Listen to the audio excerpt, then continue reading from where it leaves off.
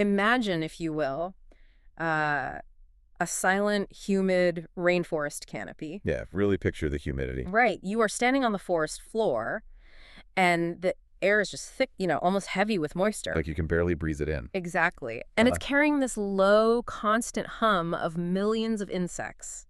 And towering above you, stretching maybe, I don't know, 200 feet straight into the sky, is a massive, unbroken pillar of a trunk. Just a total marvel of ancient biology. It really is. I mean, it's been growing slowly, quietly for over 300 years. It has outlasted hurricane-force winds, endured brutal dry seasons, and survived the shifting, highly competitive dynamics of a tropical ecosystem. Against all odds, really. Right. Now, I want you to hold that vivid ancient image in your mind. Hold on to the humidity and the deep time, and suddenly cut to a completely different scene. It's a total aesthetic shift. Completely. Cut to a polished, gleaming executive desk in a high-rise corner office in Manhattan, or cut to the grand, echoing chamber of a national parliament. Or even the sleek, varnished interior of a billionaire's yacht. Yes. Or the worn, resonant body of a classic 1940s acoustic guitar. And the wild contradiction we are looking at here, the thing that is so hard to wrap your head around, is that you are staring at the exact same tree. It's the same organism. Exactly. It exists in two entirely different worlds, functioning as a silent witness to both the deepest, slowest rhythms of the natural world and, well, the most regressive ambitions of human civilization. And that contrast, that tension, is the entire mission for today's deep dive. We are taking this massive stack of notes, historical records, biological studies, and botanical research about a subject you might brush off as just a fancy type of wood. Which is how most people think of it. Right, the mahogany tree. But as we dig into this material, we're going to uncover how this specific organism is actually a flawless mirror of human civilization itself. It really is. We are going back 50 million years to the era of the dinosaurs, and we are tracing its journey right into the boardrooms and institutions of today. And the thread we will keep pulling on throughout this whole discussion is this simple but really profound collision. Let's hear it. The story of mahogany is the story of a tree built for deep time, meeting a species built for rapid desire. Oh, I love that phrasing. Yeah, it sits at this incredibly dramatic intersection of ecology, empire, luxury, craftsmanship, and ultimately environmental collapse. So whether you are sitting at a mahogany dining table right now, or you're just wildly curious about how global power is literally and visually constructed, stick with us. This deep dive will completely change how you look at the architecture of authority. It definitely will. Let's start with the biology, because before mahogany was a desk, it was a living organism fighting for survival. What actually is this tree? Because, I feel like the word mahogany gets slapped onto half the furniture I see at big box stores. Yeah, you've hit on a major point of confusion right out of the gate. To really understand mahogany, we have to talk about taxonomy. Okay, lay it on me. So the word mahogany gets thrown around as a marketing term all the time, because it carries this incredible amount of prestige. You'll see African woods like the Kaya species, or even certain Philippine woods marketed as mahogany. Right, you see Philippine mahogany on tags everywhere. Exactly. And they share some visual characteristics, sure, but those are technically entirely different genera. When botanists and historians talk about the true historical giants, the ones that build empires, we are talking specifically about the genus Sweetania. Wait, hold on. Let me make sure I'm following this. Are these other woods basically just imposters? Like counterfeit designer bags in the timber world? Well, I wouldn't call them imposters necessarily. They're just distant relatives capitalizing on a phenomenal brand name. A great PR team. Pretty much. Yeah. The true mahoganies, the ones that reshaped global history, are primarily three distinct species. Okay. You have Honduran, or bigleaf mahogany, which is Sweetania macrophylla. That's the most commercially important one, native to Central and South America. Then you have the legendary Cuban or Caribbean mahogany, Sweetania mahogany. That is the incredibly dense wood that initially sparked the whole European obsession centuries ago. The original classic. Exactly. And finally, there's Pacific mahogany, Sweetania humilis, which grows in much drier forests on the Pacific coast of Central America and tends to be much smaller and rarer. Thinking about how these specific species trace their lineage back is genuinely mind-bending. Because the research here points out that the Meliaceae family, the broader mahogany family, originated roughly 50 to 80 million years ago. Yeah, deep, deep time. We are talking about the late Cretaceous and Paleogene periods. Yes. Their ancestors were literally putting down roots when Triceratops and Tyrannosaurus rex were still roaming the continent. That is wild to think about. They survived the end Cretaceous extinction event, the asteroid impact that wiped out the non-avian dinosaurs. They survived major global climate cooling, the shifting of tropical belts across the equator, massive sea level changes. Just weathering everything the planet could throw at them. Exactly. They evolved in a world of intense botanical competition. Flowering plants were rapidly diversifying, and every plant was fighting this brutal, slow-motion war for sunlight, pollinators, and canopy space. Okay, surviving a literal asteroid and millions of years of climate chaos requires a very specific survival strategy. How does a tree actually dominate a crowded rainforest? It's a great question. I'm trying to picture it. Is mahogany like an invasive weed that just blankets an area and chokes everything else out? Not at all. In fact, if it tried to grow like a weed, it would fail completely in a mature rainforest. In ecology, we refer to mahogany as a gap opportunist. A gap opportunist. Yeah, it doesn't form pure, massive, unbroken forests the way pine trees do in the north or redwoods do in California. You will almost never find a mahogany forest. Oh, really? No, instead it waits. Think of it less like a weed and more like a sniper waiting for its shot, or a sleeper agent hidden in the ecosystem. Okay, a botanical sleeper agent. Exactly. It sits on the dark forest floor as a seed or a very small suppressed sapling, doing almost nothing. Just hanging out, waiting for a catastrophic event. A hurricane, severe storm, or a massive neighboring tree collapsing to rip a hole in the dense canopy above. Wow. It literally relies on the destruction of its neighbors to get its moment in the sun. It needs a window to open up. That is exactly the mechanism. Once that gap opens up and a shaft of direct sunlight hits the forest floor, the mahogany makes its move. It activates. Yeah. When the mature trees reproduce, their seed capsules split open high in the canopy and release these uniquely flattened seeds with wings. Oh, like those little maple helicopter seeds. Very similar, yeah. They catch the air currents and spin down like little helicopters, dispersing widely to colonize any newly opened gaps. And once a sapling catches that sunlight, it begins a centuries-long, relentless process of vertical growth. Let's talk about that vertical growth, because the sheer physical scale of these mature trees is just staggering. We were talking about organisms that reach 100 to 200 feet tall, and the trunks can be 3 to 10 feet in diameter. And they just keep going, living for 150 to over 350 years. Right. And when a tree gets that large and lives that long, it stops being merely a plant in the forest. What does it become? It becomes an entire ecological architecture. An ancient mahogany tree is a vertical ecosystem in its own right.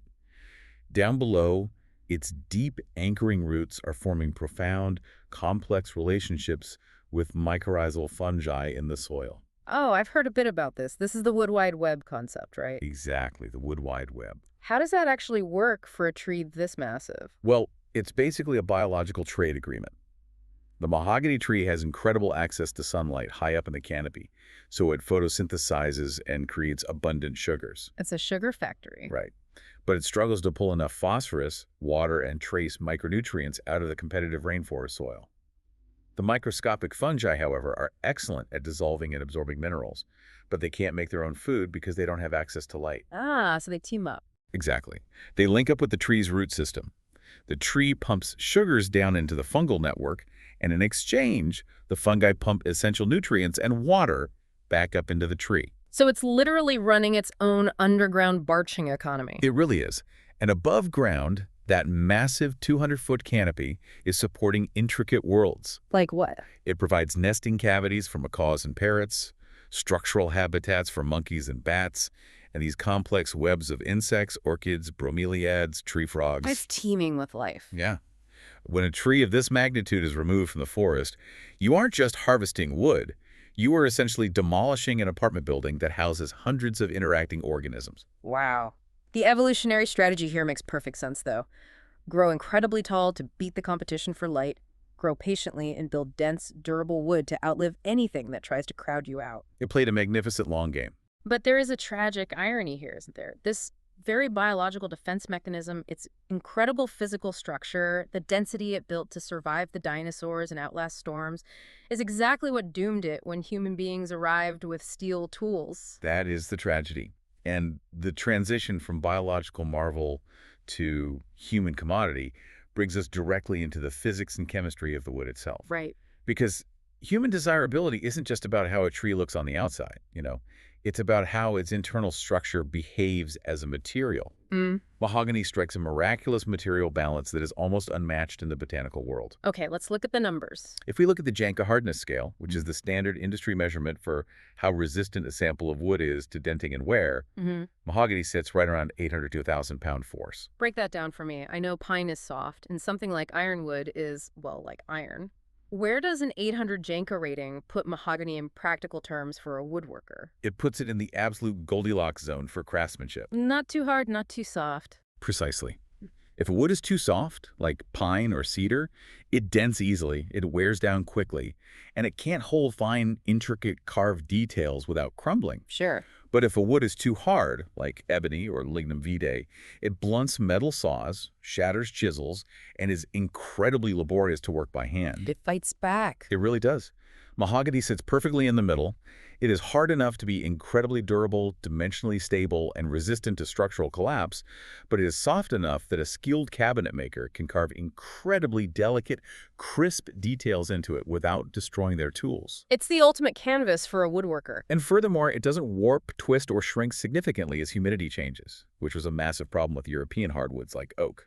That dimensional stability is huge. But I was also reading about its chemical defenses, and this is where it feels like the tree just has superpowers. Oh, its chemical defenses are fascinating. How does a piece of wood sit in a humid, bug-infested jungle for 3 centuries and not just rot into mush like a fallen log in my backyard?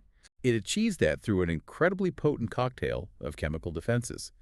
As the tree grows, it converts the older inner layers of its trunk into what we call heartwood. Okay. It stops using those inner cells to transport water, and instead it packs them full of natural oils, tannins, and complex chemical compounds called extractives. Wait, so it essentially pressure treats itself from the inside out? That is a perfect way to describe it. Yeah.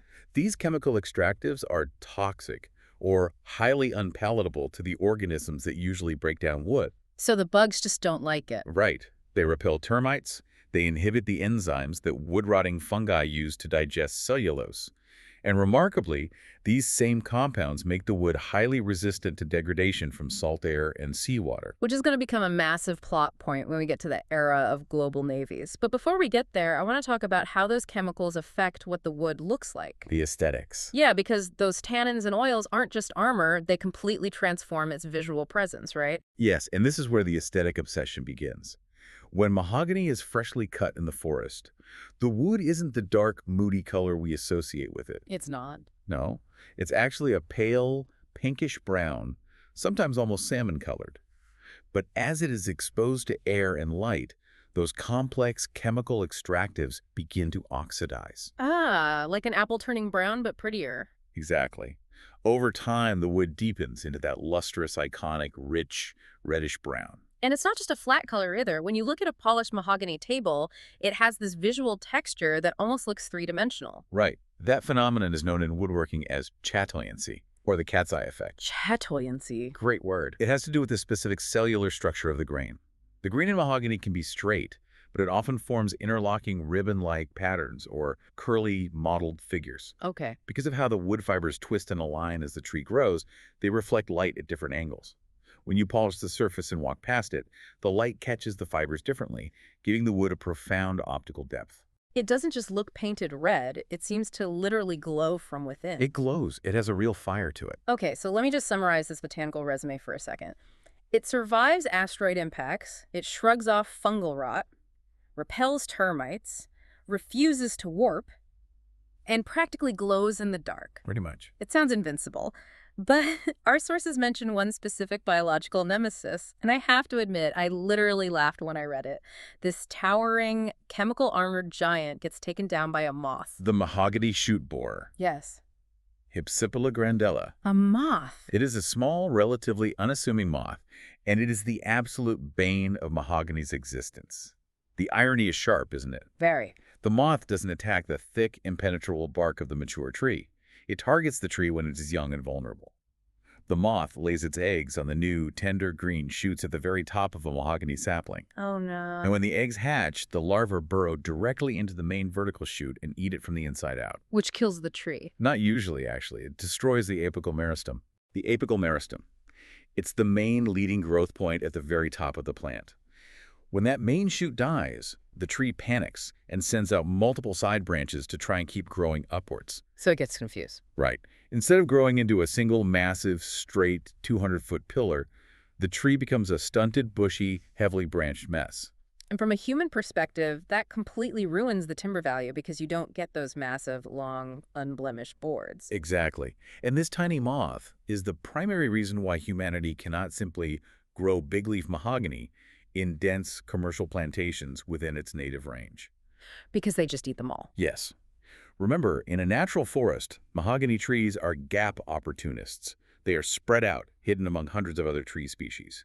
The moth has to work really hard to find them. That makes sense. But if humans come along and plant 500 mahogany saplings right next to each other in a neat little grid in Central America, well, it is an all-you-can-eat buffet for the shoot borer. A moth paradise. The moth population just explodes, and within a few years, the entire plantation is deformed and commercially worthless. So because this tree stubbornly refuses to grow in neat, convenient little rows for us, humans had to go into the deep jungle to get it. We had no choice. And that biological quirk completely dictates the historical narrative, which brings us out of the realm of pure botany and directly into the era of the wood of empire. Right. And before we discuss European empires, it is crucial to establish that indigenous peoples were utilizing mahogany long before any European ship appeared on the horizon. Of course.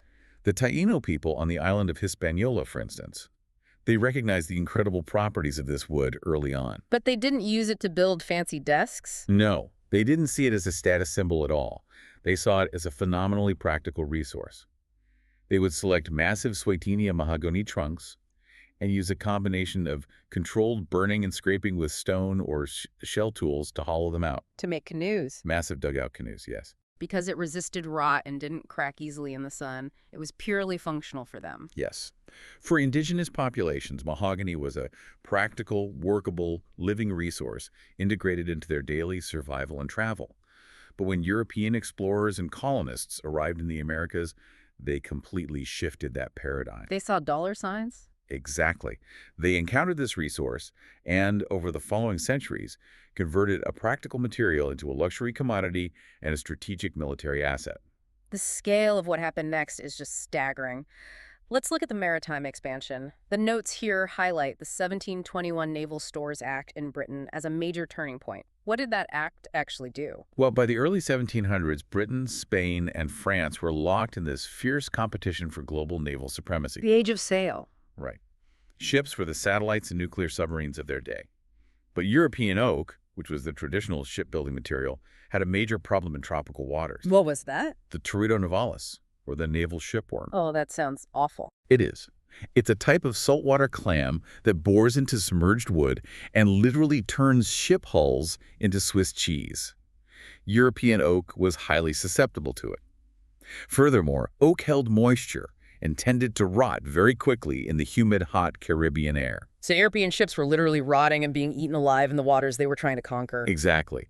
But needle engineers quickly realized that mahogany, thanks to those complex chemical extractives and natural oils we discussed earlier, was incredibly resistant to both shipworm and wood rot. It was a strategic miracle for them. It really was. The Spanish had already realized this, declaring mahogany a royal monopoly in Havana as early as 1622 for the construction of their armadas. Wow, they were way ahead of the curve. They were. And then the British 1721 Naval Stores Act removed hefty import duties on timber coming from British American possessions. That legislative change just opened the floodgates. So it became cheaper to import. Suddenly, mahogany starts pouring into Europe, not just for luxury furniture, but as a vital industrial material for maritime expansion. We are talking about massive ship planking, interior cabin fittings, and crucial colonial infrastructure. But let's pause and look at the actual logistics of getting that wood out of the forest. Because the gleaming, polished beauty of a mahogany hull entirely masks the gritty, horrific reality of its extraction. It really does. We established earlier that mahogany is a gap opportunist. You can't just find a dense forest of it and clear-cut it. You have to hunt for individual trees. And the logistics were a nightmare.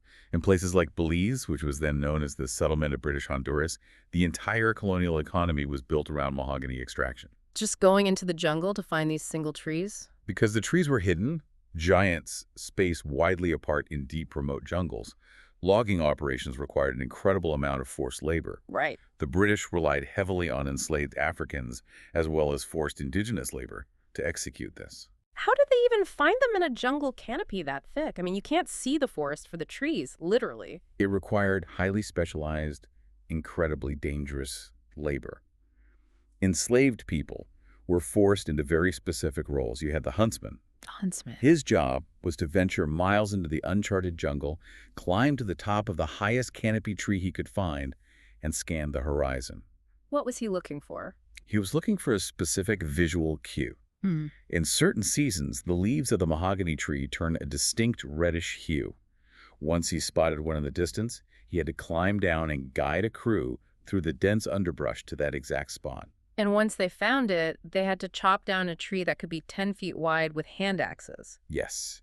The axemen would build precarious wooden scaffolding 10 to 15 feet up the trunk, just to avoid cutting through the massive flared buttress roots at the base. They had to stand on scaffolds while chopping. They would stand on these flimsy platforms, swinging heavy iron axes for days to fell a single tree.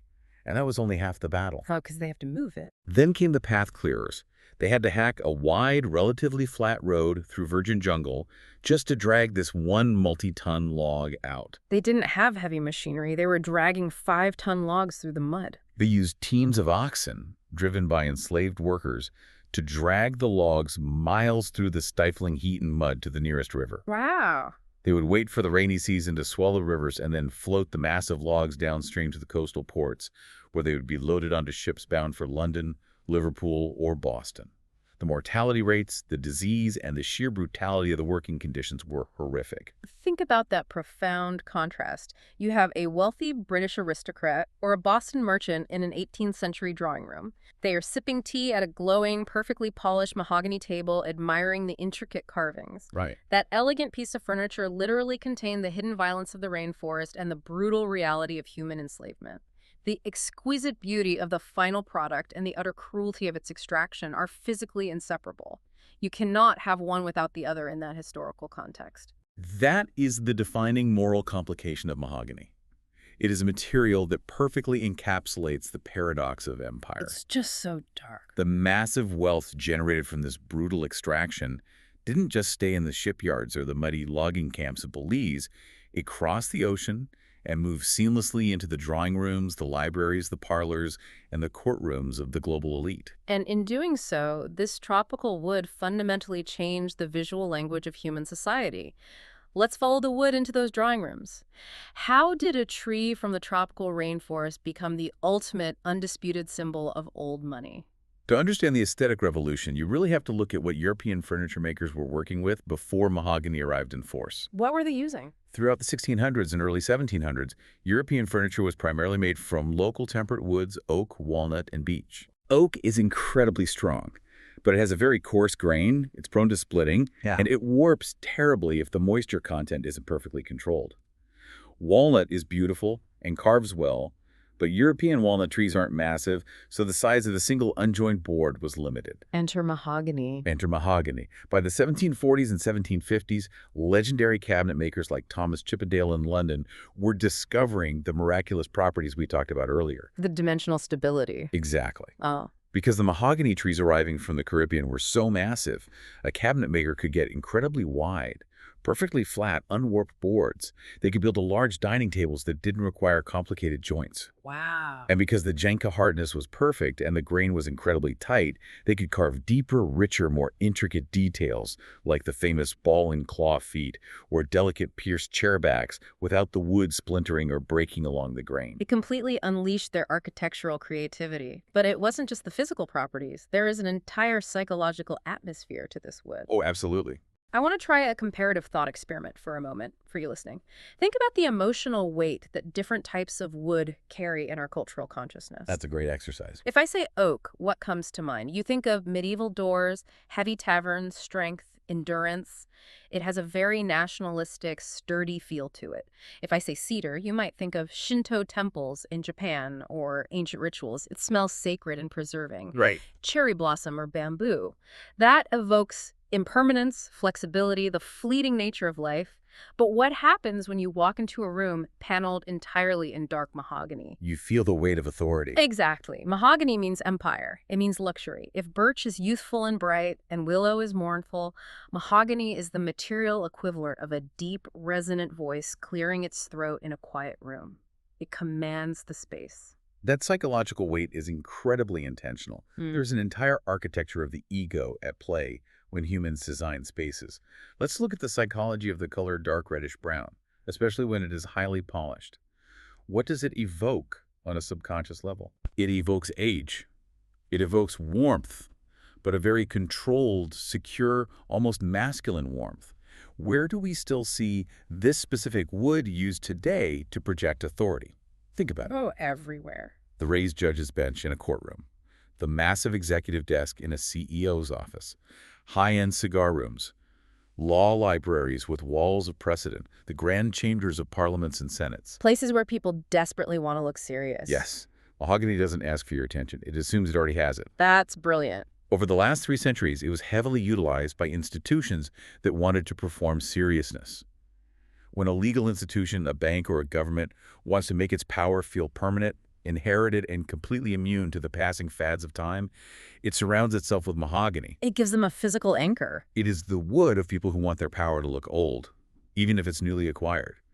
It literally gave the concept of empire a physical, touchable surface. It's the aesthetic of intimidation. But visual authority isn't the only way this wood-shaped culture. There's a whole other avenue here that is much more universally beloved, the tree of sound. Ah, yes, guitars. We touched on its dimensional stability and density. How did that translate to acoustics? Because mahogany is literally the sound of modern music. The transition from visual authority to acoustic warmth is fascinating. Instrument makers, particularly luthiers building acoustic guitars, pianos, and drum shells, discovered that mahogany's unique cellular structure gave it incredible resonant properties. Because it's so tight. Because the wood is dense, but not too heavy, and because it has this interlocking grain, sound waves travel through it at a very specific velocity. So I pick up a classic Martin acoustic guitar or a Gibson Les Paul, and the back and sides are made of mahogany. What is that wood actually doing to the sound? In acoustic physics, different woods emphasize different frequencies. A wood like rosewood is very hard and reflective. It tends to produce a booming bass and sparkling, bell-like high treble notes. It creates a lot of complex overtones. Mahogany, on the other hand, acts like a natural equalizer. It slightly dampens those ringing overtones and pushes the frequencies into the mid-range. So it smooths it out. The result is a sound that musicians describe as warm, punchy, woody, and incredibly balanced. It records beautifully in a studio because it doesn't get muddy. So a biological organism from the rainforest, shaped by dinosaurs and climate shifts, becomes the acoustic vessel for blues, folk, and rock and roll. It is a profound transformation. But this dual obsession, the psychological obsession with its permanence and visual beauty, and the acoustic obsession with its sound, led to an absolutely insatiable global demand. Here we go. And this is where the biological reality we discussed in the beginning clashes violently with global capitalism. A rainforest giant that takes 3 centuries to reach maturity simply cannot keep up with the rapid, ravenous appetite of human consumption. Which brings us crashing into the modern era and the environmental contradiction we are facing right now. Where does mahogany stand today? Because looking at the data in front of us, this part of the story is an ecological tragedy. It really is. The current state of big-leaf mahogany Swietenia macrophylla and its native range across Central and South America is deeply precarious. It is heavily endangered. Really? Yes. Over the last century, industrial logging hasn't just removed the volume of trees. It has fundamentally altered the evolutionary trajectory of the species itself. This happens through a process called high grading. High grading. What does high grading mean in a forestry context? High grading means you go into the forest and you selectively target only the absolute best specimens. Loggers, both legal and illegal, survey a forest and cut down the largest, straightest, tallest, and healthiest trees. Because those yield the most board feet of clear timber. Exactly. Okay, logically as a logger, you want the best payout, but biologically, what is that doing to the forest? Biologically, it is catastrophic. Yeah. By systematically removing the finest specimens before they finish their natural reproductive lifespans, we have literally drained the genetic giants from the ecosystem. Oh. The trees with the strongest genetic coding for survival, rapid vertical growth, immense size, and disease resistance were turned into conference tables and guitars. So we took all the best DNA. We did. And what is left behind in the forest to reproduce? The runts. The trees with weaker genetics, branching defects, or slower growth rates. We have actively impoverished the biological future of the entire species by removing its most successful DNA. That is deeply depressing. And despite all the modern awareness and protections we supposedly have, the illegal logging and the black market for this wood are just rampant. How is that still happening? Because the financial incentive is overwhelming. A single, flawless, old-growth mahogany tree standing in the Amazon can be worth tens of thousands of dollars on the international market. For one tree. Finding one is like finding a massive diamond sitting unprotected in the jungle. This immense valuation drives horrific corruption, the involvement of organized crime syndicates, and tragic violent conflicts. It's a blood diamond situation. Very much so. We frequently see logging mafias clashing with indigenous defenders who are putting their lives on the line to protect their ancestral lands from illegal chainsaws. Now, I know there are international laws supposedly stopping this. The research mentions CEATs. How does that actually work? Because obviously, it's not a silver bullet.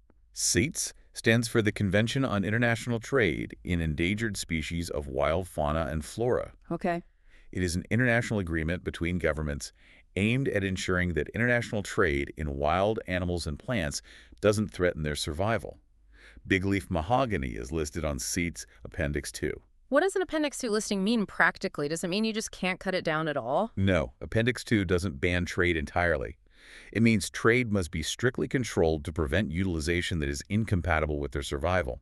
Practically, it means that any shipment of mahogany crossing an international border must be accompanied by an export permit from the country of origin, certifying that the wood was legally and sustainably harvested. But I'm guessing a piece of paper isn't enough to stop a multi-million-dollar black market. Exactly.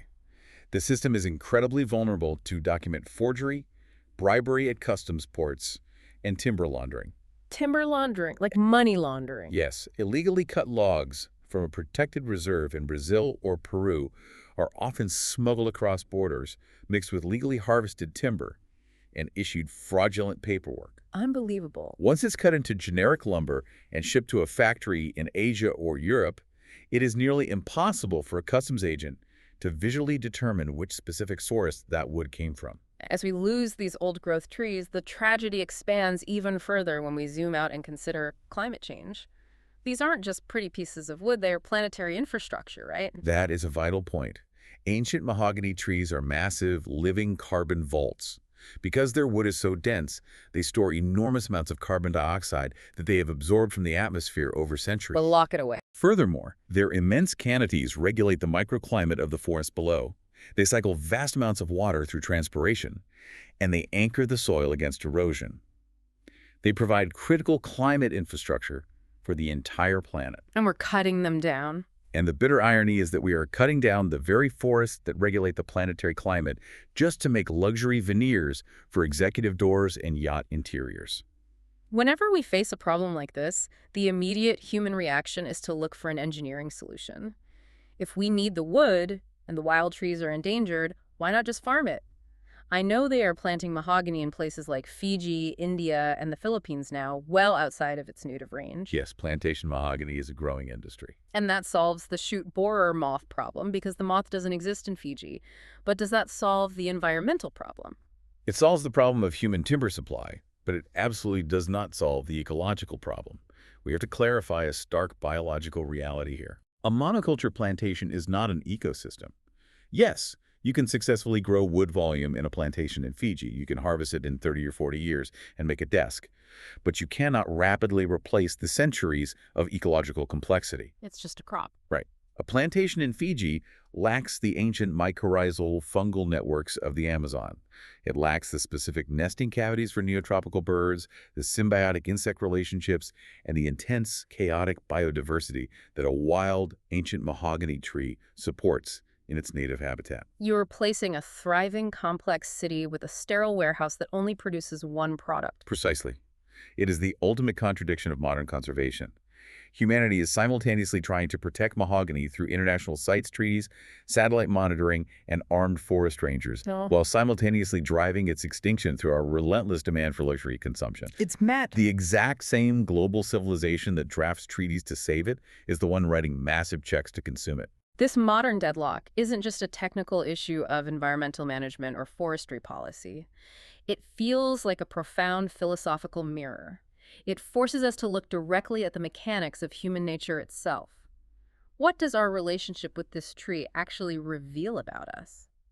If we synthesize everything we've discussed today, the biology, the history, the aesthetics, the economics, the ultimate philosophical lesson of the mahogany tree is a story of violently clashing timescales. Clashing timescales. It is the ultimate showdown between natural patience and human appetite. Expand on that. How do those timescales actually clash? Think about the biological investment. A tropical rainforest spends centuries, 300 years of sunshine, rainfall, complex fungal negotiations, and sheer survival against storms to produce a magnificent, structurally perfect giant. It's a miracle of nature. It's a masterpiece of slow, deliberate biological engineering. And human markets can locate it, fell it, drag it out of the jungle, mill it, and liquidate that multi-century masterpiece into a suite of office furniture in a single season. In a matter of months. Mahogany stands as a towering biological argument for delayed gratification, standing in stark, tragic contrast to the absolute ravenous speed of industrial civilization. We want instantly what takes nature centuries to build. There's also this haunting illusion of permanence that we've constructed using this wood.